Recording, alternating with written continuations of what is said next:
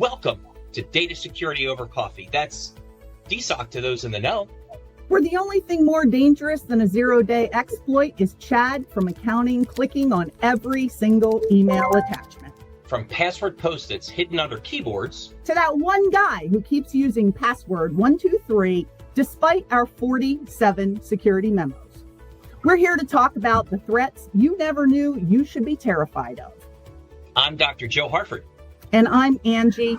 Have you tried turning it off and on again? Singer Keating. Bringing you the latest in cybersecurity nightmares and risk management drama. Because somewhere out there, a hacker's trying to get into your company's data. And Karen from HR just clicked on another free iPhone pop-up. This is Data Security Over Coffee, DSOC, where every episode is a penetration test you didn't ask for.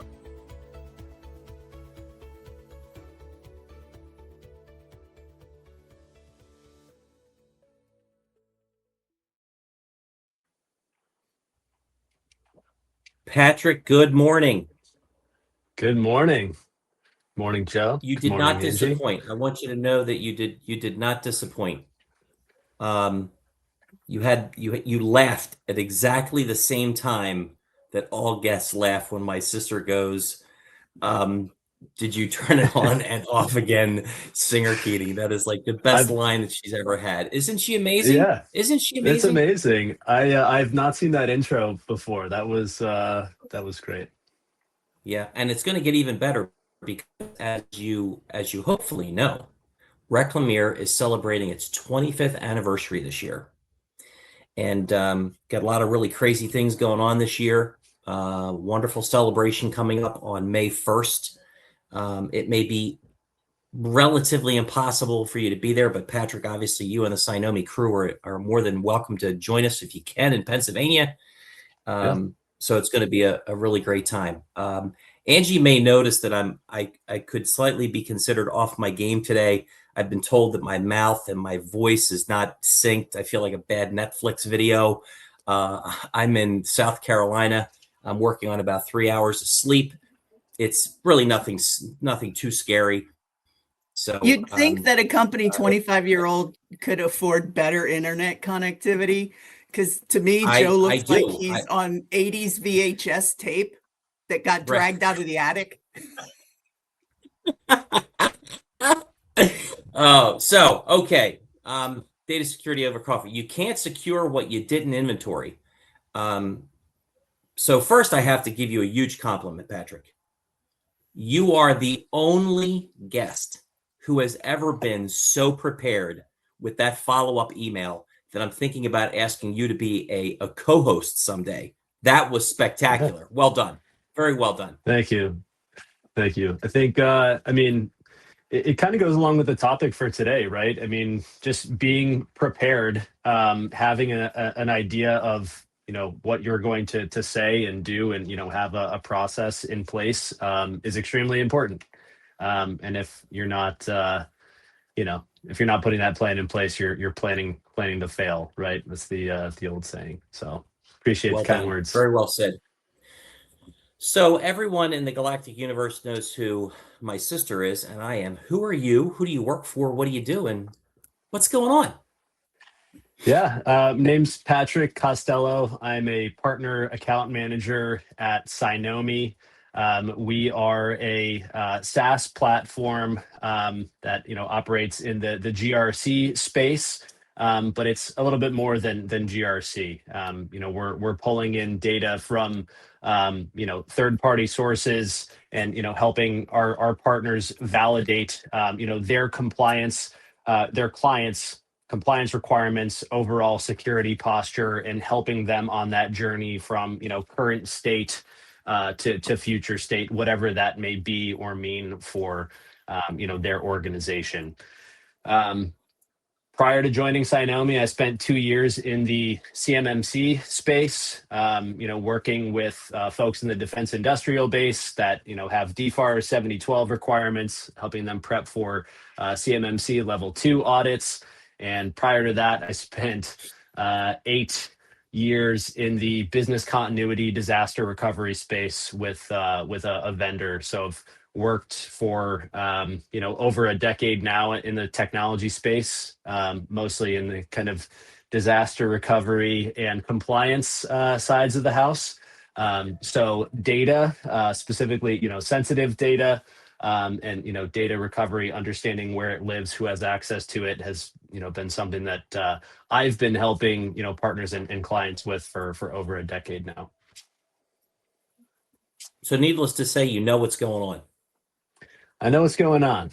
I think more than the average person, not as much as maybe some of the experts on the phone here, but I think I have a pretty good handle on things. And in my free time, spent time with the family. I've got 2 dogs here in my home office that are kind of running around underneath me. I've got 2 young children, wife, live north of Boston in Massachusetts. So enjoying some snow and cold weather right now, but looking forward to I bet you are. thawing out in a couple of weeks here. So based on the email response that you sent back to me, and we start talking about this whole idea of being able to secure things, and you may hear dogs in my background now as well.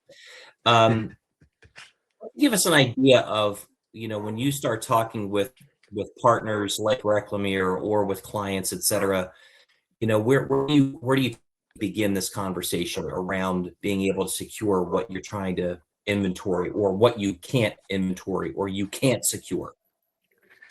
Yeah, I think, at the very beginning, I'll kind of go, high level and give some examples from, previous scoping conversations I've had with folks that have compliance requirements. You have to have an understanding of what you have, like what do we actually have in our organization, and that's people, process, and technology. But I think from an inventory, asset, and data standpoint, what systems are we using? Are those proprietary systems that we built, or are we leveraging third parties for those? What data is being stored in those systems?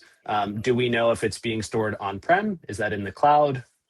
Is there sensitive data or PII that's being stored there? Is there something like CUI in the defense space that's being stored? And who has access to it? Who's responsible for kind of overseeing who has access to it? Like, you need to have a clear picture of the data flow of an organization, and data obviously lives on assets and in software. So I think that's the place to start.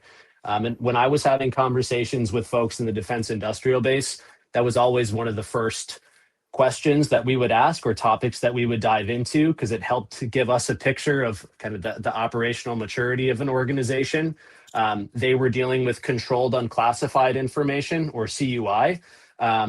The kind of the law around protecting that is asking, where is that stored?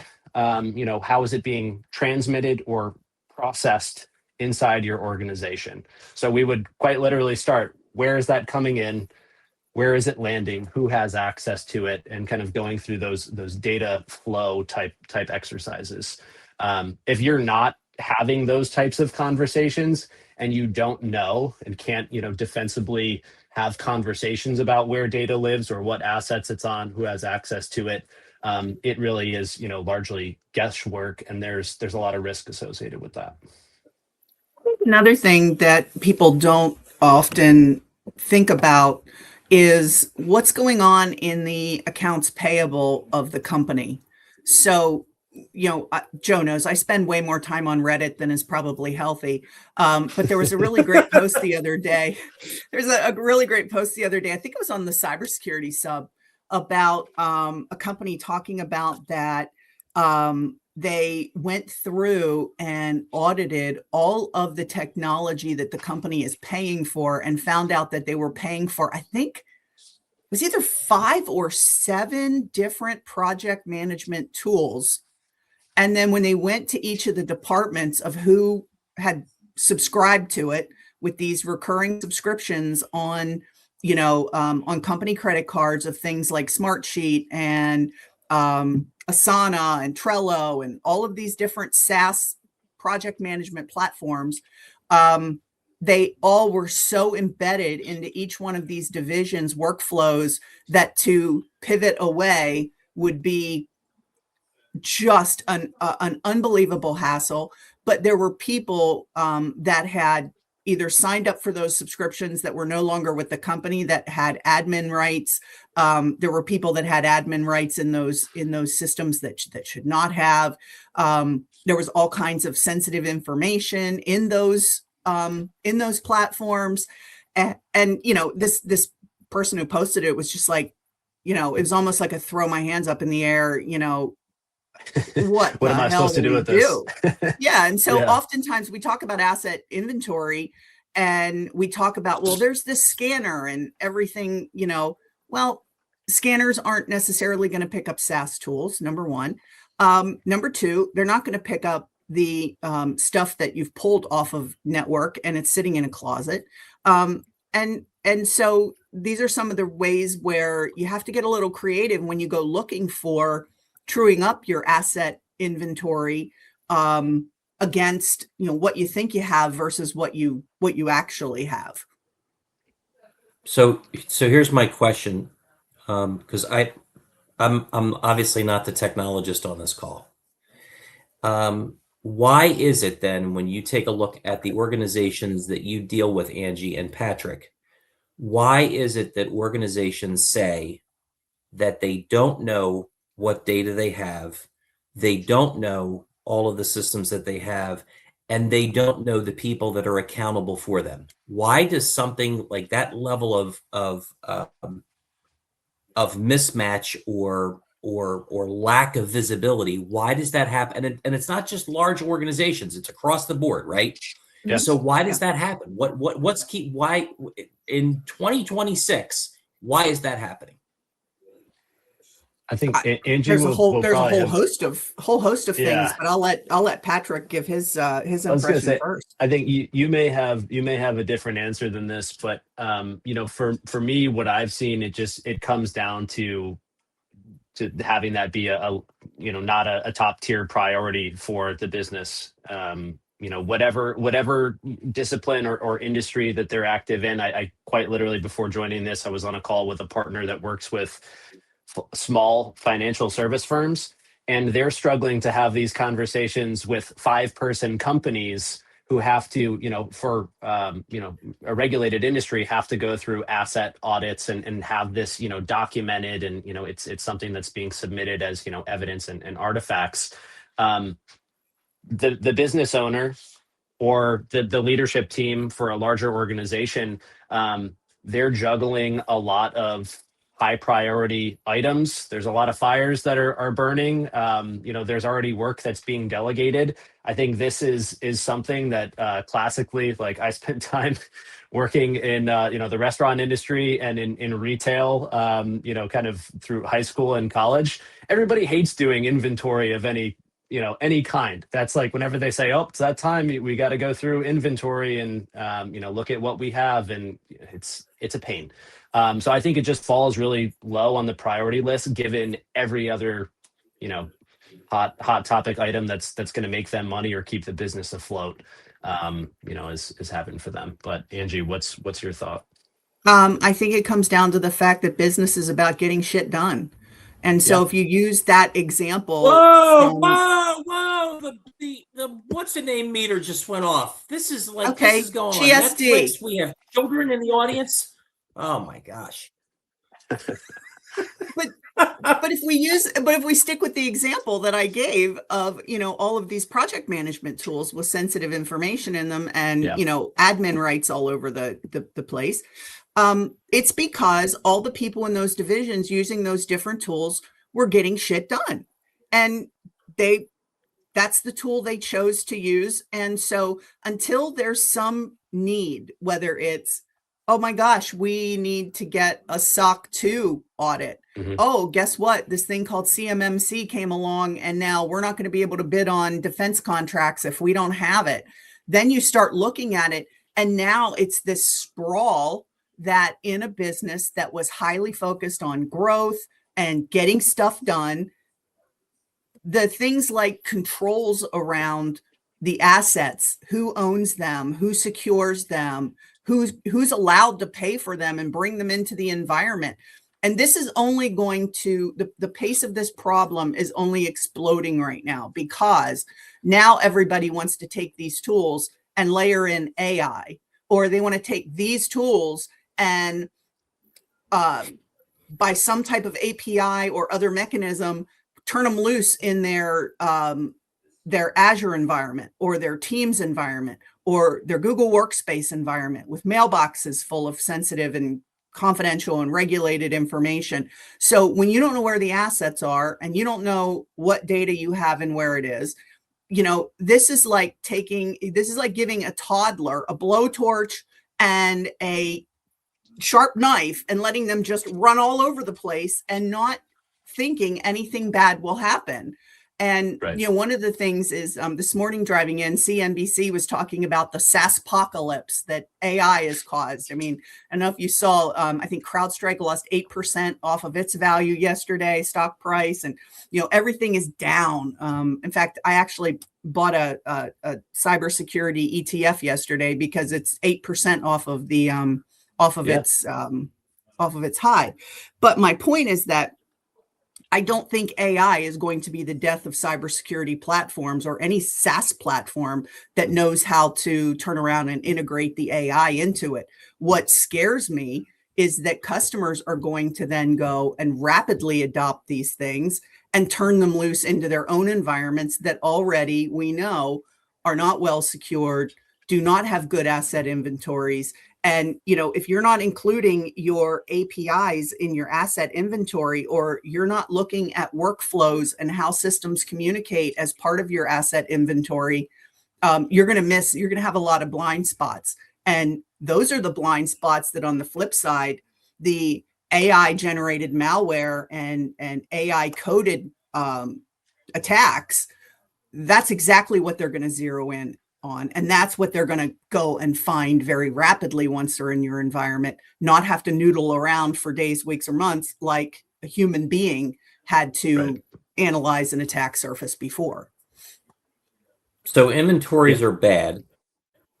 The reason why they're inventories bad is because people are not I'm saying that people don't do them. Like they're just not doing what they should be doing. Oh, the quality. So they don't have quality inventories. The quality is bad, and they don't do them because they got, like, they're really super busy. Okay, whatever. Yeah. Okay, so what does good inventory look like? So if you sit down with somebody, so we were, Gene was remote yesterday. I was live with a client in healthcare. You know, we obviously have worked in regulated space for the last 25 years, and so we're sitting down now and we're having a conversation. Patrick's at the table. So what does good inventory look like? You know, when we say to people, like, this is bad, and then obviously in that sales conversation, that discovery, we want to get them to what looks good. What is a good inventory for somebody? Yeah, I think a few things. It has to be a clear, again, defensible list of the systems that you have internally, and that includes, you know, actual assets that folks are using, their workstations. But to Angie's point, APIs, databases, any place where information is being, again, stored, processed, transmitted, and the vendors that you're potentially using to store that information. So you mentioned healthcare. EHR systems, like, you know, extremely important to healthcare organizations. You know, there's sensitive data, PII, being stored in systems like that, and many others. So having that clear list, you know, is extremely important. So being able to identify where that's stored in those systems and across those vendors. And, you know, this is where it starts to get fun, because there has to be some level of ownership and accountability within the organization. Who in the business is actually, going to be owning that data set or those systems. So if it's, financial data, somebody that's, in finance or, AP or HR has oversight over that. They're the ones that are going to be validating who has access to that, on a recurring basis, and going through and auditing to make sure that that list is current. I think those, like the regular reviews and, the ownership are the piece that a lot of folks are absolutely missing. Nobody wants more work put on their plate, and having to approve kind of audit lists of who has access to certain data sets is definitely not high on most folks' lists. But I think that's what at a high level kind of good inventory looks like. It's a great foundation. One of the things I think is interesting. I can't answer it any better, so I have nothing to say. You can say ditto, or whatever that cool term is, ditto. One of the things, it's interesting because Angie mentioned it in the very beginning, and that is most organizations that we work with, and when I say most, greater than 90%, when we perform a security risk analysis for them, regardless of the market. And I know it drives Randy crazy, who we work with. And I think it drives my sister a little crazy.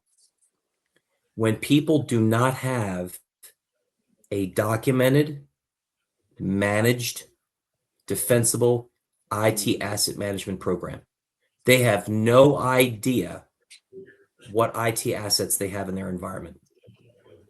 Not only do they not know what they have, they don't know their location. There's no management of it.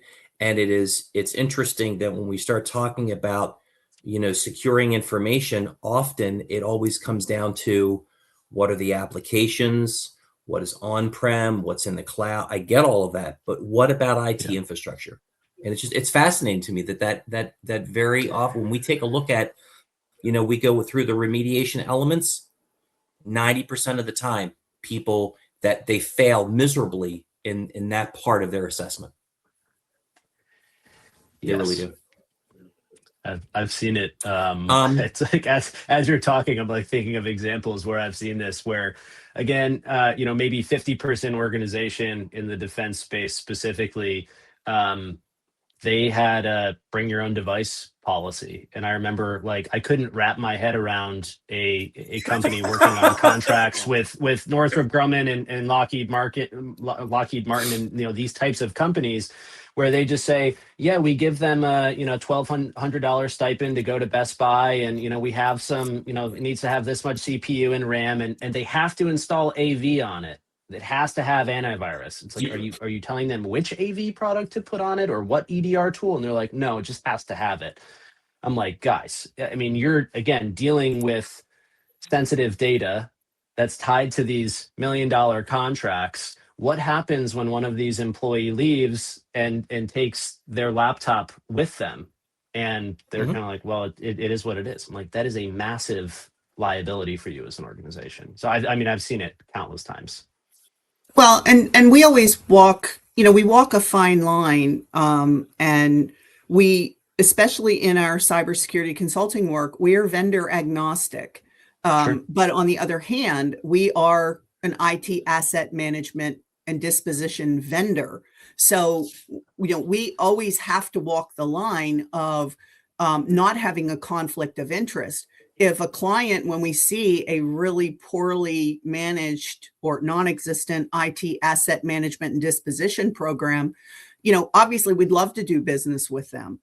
But the most important thing is we get them picking a vendor as soon as possible, regardless of who it is, as long as they are NAID AAA certified with 3 to 5 million in downstream data coverage specific to data destruction, that they have good chain of custody, all of these things that, should be in place for a good IT asset management vendor. And, I keep harping on this lately because the price of components and commodities has shot through the roof. That is the time where the companies come out of the woodwork. They pop up out of the blue. We're going Two to take all of dudes your and a truck. 2 dudes in a truck. We're going to take all your stuff for free, and don't worry about the data. We'll take care of that.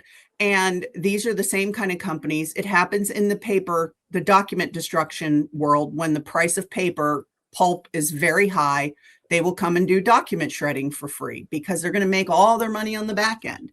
That pricing model always fails. It will fail 1 year, 2 years, 3 years, 5 years, but the data that you sent them is forever. And so if that information is mishandled, you're going to be on the hook for that long after that company has gone out of business or had to shift their pricing model because it was no longer legitimate. Very true. Ooh, this is interesting, Patrick. You could be like in the top 5 guests. 298 people are currently watching. That is incredible. That's not true, Patrick. He makes the number up every episode. It's my mom and 4 people. She doesn't know because she doesn't have the dashboard and she's really angry. And I always tell her, Angie, anytime that you want to take this over, and she's like, oh no, she wants to back up. So you know what? Well, now that I see your Fred Flintstone internet today, I might have to take this over because this is actual torture. It's like fingernails on a blackboard every time your big head freezes or your mouth is moving, but there's no sound. I know. The joy of being me, Patrick, after 25 years is I get to do all of the things that I want to do and none of the things that I don't want to do. That's awesome. Yeah. Like, it's awesome. I love it. Anyway. But I want to ask Patrick, I have a question for Patrick. Yeah. Okay. Speaking of SaaS apocalypse with AI, can you talk to us about Cynomi's roadmap, the things that you're doing with AI, and how you're planning on evolving Cynomi? Because I can tell you, our guys love working with it. Our clients love working with it. So give us don't tell him that because when I have to beat him up over price now, this makes it difficult, Angie. No, she can't negotiate, man. The secret's out. I was chatting with Tim and Gene yesterday. No, I think to your point, there's AI and agentic AI are some pretty hot topics in the SaaS industry right now, and there are plenty of companies. I don't know if I can name one that's not starting to pivot in this direction. Are starting to layer AI over or kind of integrating it somewhere in their process. I think we at Cynomi have a unique advantage in that AI has always been inherent in what the platform has been from the start. It was foundational in how it was built. But it was always on the back end. It was never something that we were, showing or really touting in the UI. So, it was more behind the scenes. We are changing that over the next, couple of weeks and months. And I've been fortunate enough to, kind of alpha test internally some of the agents that we've built. And we're going to be rolling out to, our partners and their clients if, they want to have access to these. But we're designing some purpose-built workflows to help our partners work more efficiently within the platform. So think, having an agent that's purpose-built to identify key risks to the organization based on the metadata that we have, after the assessment that we've gone through, or being able to prioritize and create a roadmap for tasks based on their compliance requirements, or if they have an audit that's coming up, 6 months from now, or maybe we just want to identify some quick wins to, prioritize critical tasks that are going to be, worked on and executed on by the organization. So we're building a lot of these, types of tools where, yes, there's an agent that's analyzing data, but there's still a human in the loop that's going to be, approving these changes that are going to be made to the environment. I I think it's going to be exciting for our partners to be able to use this. And again, I teased this with Gene and Tim on a call yesterday, just because it's going to make your life easier. It's going to be another tool in your tool belt to make you work more efficiently. So we have that coming, and there's more plans for down the road to ingrain it a little bit more in being able to interpret policy documents that a client may have, or assist with the assessment process or onboarding process. So there's definitely a few key areas, but I think from a workflow perspective, we want to be very intentional about the problems that we're trying to help our partners solve, and have some meaningful AI tools in place. And I can tell you, one of the features that is most important to us, and I hope it continues to have the kind of focus that you've had, is that remediation roadmap and then documentation that the client is actually doing it. Had a very interesting call yesterday with a prospect that's considering us against two other companies for their security risk analysis. Healthcare, they do their risk analysis every 3 years. Right off the bat, that's a terrible problem from a regulatory perspective. Second thing is, didn't get into a lot of the detail, but probably not good documentation on remediation that was taken on that risk analysis from 3 years ago. But, the HIPAA security rule has a safe harbor provision. And I'm not talking about the safe harbor for de-identification of information. I'm talking about the safe harbor where when you can prove for a 12-month period prior to your incident that you've been following an accepted standard, recognized standard like NIST CSF or 853 or something like that, and you can document that not only are you following it, but you're continuously improving upon it, analyzing it, improving, analyzing, improving. That can go a really long way in mitigating the potential civil monetary penalties, the subsequent corrective action plans that OCR rains down. And so it gives them incredible discretion on how heavily the force of the Office of Civil Rights is going to come down on a healthcare organization after an incident. And so one of the things I value most when we can give clients that solid documentation, so when, not if, something terrible happens, we can show, because we all know you can have the biggest budget in the world, you can have the smartest experts on your team. It just takes one click and you can be owned. And so we need to be looking at things in terms of, from a GRC perspective, how do we help our clients come out the other side of that? I can never guarantee a client, work with us, you'll never get hit. But we can talk about the ways that the work that we're doing together is going to help, shrink that blast radius, help, make that recovery time quicker. All of those things that you really want to see after the inevitable event happens.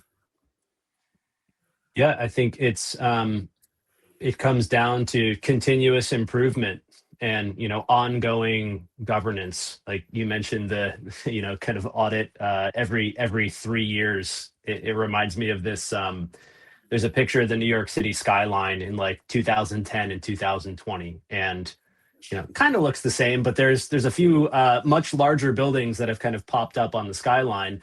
And obviously a different scale, skyscrapers being built over the course of a decade. But that's what I tend to think about when somebody says, we're just going through an audit, even on an annual basis. Technology is changing, the staff that you have that has access to these systems and data is changing. Are we sure that our policy, process, procedure, and documentation is staying caught up with all those changes happening in the environment? And it really is a process of constant improvement. I mean, the other, analogy I like to use is kind of like, working out or going to the gym. If you want to look like a bodybuilder, you don't just do 10 push-ups and then say, why do I not look like a bodybuilder? There's, a lot of time that goes into it, not only, going through, workouts, but it's diet and it's discipline and the scale of time. But it's not a one and done process. It's something that you have to continually work towards, which, again, if it's not sorry, go ahead. No, the other thing I was going to say is, okay, if you don't have the incentive to do good asset management and inventories for the compliance and the controls sake, do it for the cost savings. The number of times that when we go in and do a security risk analysis and we look at all of these tools that a client is using and they're, or they ask us to help them evaluate a certain tool and we say, but you have these 3 other things already that each one of them can do this or a part of this. Why would you pay for this? It's almost like sometimes in IT, we look at, we buy a tool, we buy a vacuum cleaner, for instance, and we try to use that vacuum cleaner for one purpose. And then we complain or we go out and look for another tool that is going to, we didn't think the vacuum cleaner cleaned well enough between the seats of our car. So we're going to go buy another tool for that. No, you just didn't look hard enough. On the back of your vacuum, there's an actual little wand thing that you can unhook and put that wand on, and then you can go get in the nooks and crannies of your car seats. And then they also have this really cool one that has like the little brush thing and you can do upholstery. And, so if you buy a tool, but you don't truly understand all of the features that tool set has, you're really throwing away money when you go and buy another one that, supposedly is the next silver bullet, the next great thing. It's really about using the assets effectively that you have, because there's probably a likelihood that you've got some technology duplication in your environment that you could potentially consolidate. And sometimes it's people are averse to change, or people didn't get enough training on something when it was purchased. Okay, that's a much less expensive investment to get those people trained up or to add a package onto something that you already have than it is to go out and buy another package of something to do a whole other thing in your environment. Yeah. And sometimes it takes that third party perspective just to come in and say, hey, we're looking at this from a 30,000 foot view and we're vendor agnostic. There's technology here that you could be leveraging that you're not. Yeah. Great point. So we have people that want to do a better job. Maybe they have experience in inventory, maybe they don't. Maybe they have the staff, maybe they don't, etc. So you've got a group of people in the room with you now that are willing to say, okay, I want to do it the right way. Like, I want to do a better job in 26 than I did in 25. I want to make sure that the work that I do is defensible. I want to make sure I have a job next year because I don't want to have a problem. So from your experience, what are you going to share with them on how to get started? Where would you want someone that has that conversation and admits that to you, their goal for 26? Where do you want them to start? Well, Patrick, you're the guest, so you get either the first word or you get the last word. Your choice.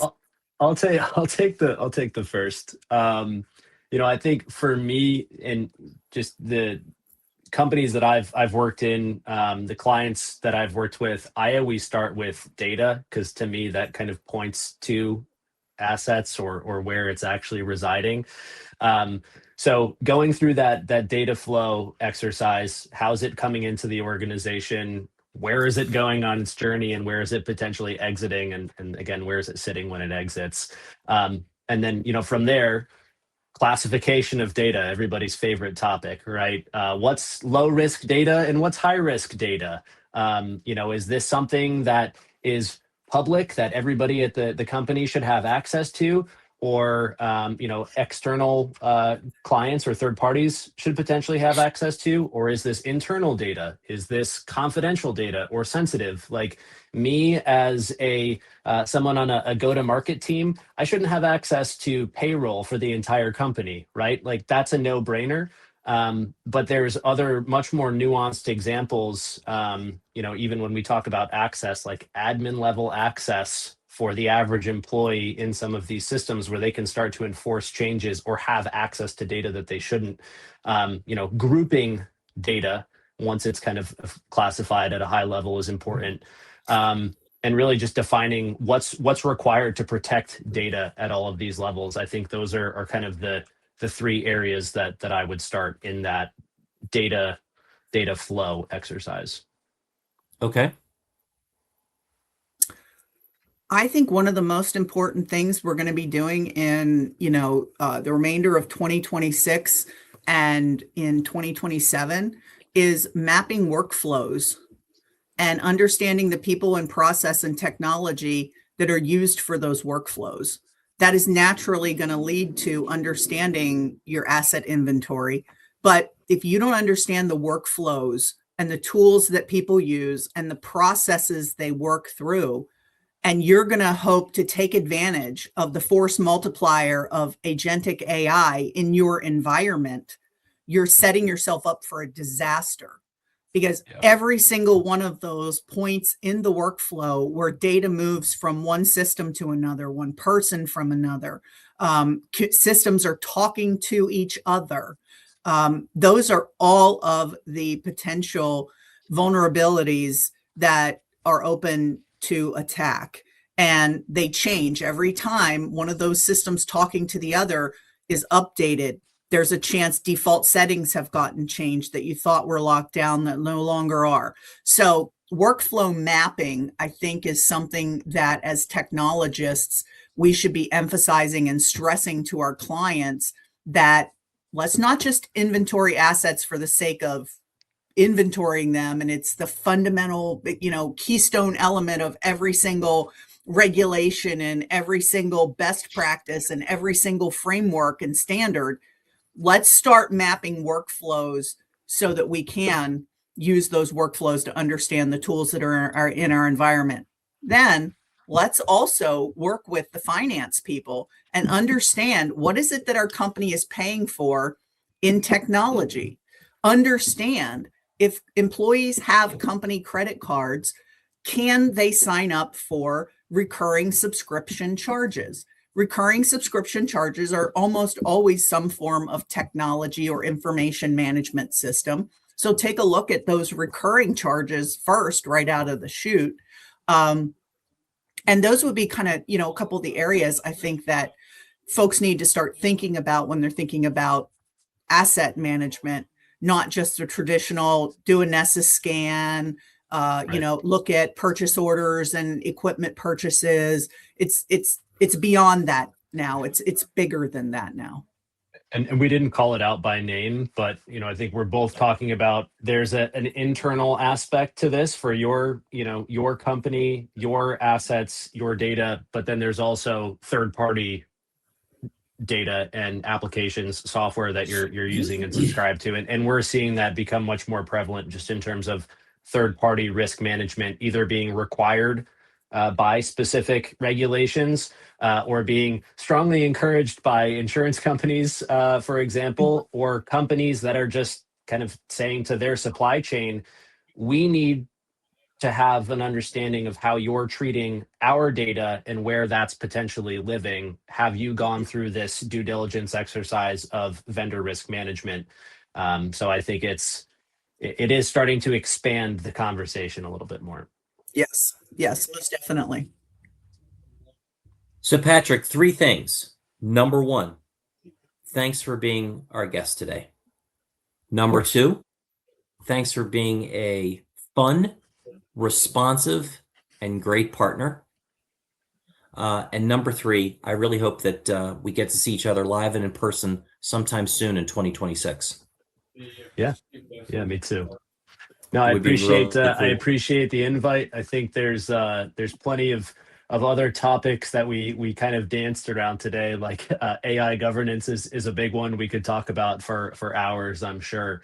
So looking forward to seeing more content from Reclamere and working closer with the team. And congrats on the 25-year anniversary. It's exciting. Thank you very much. And now we're going to drop into the secret green room because Angie loves the green room.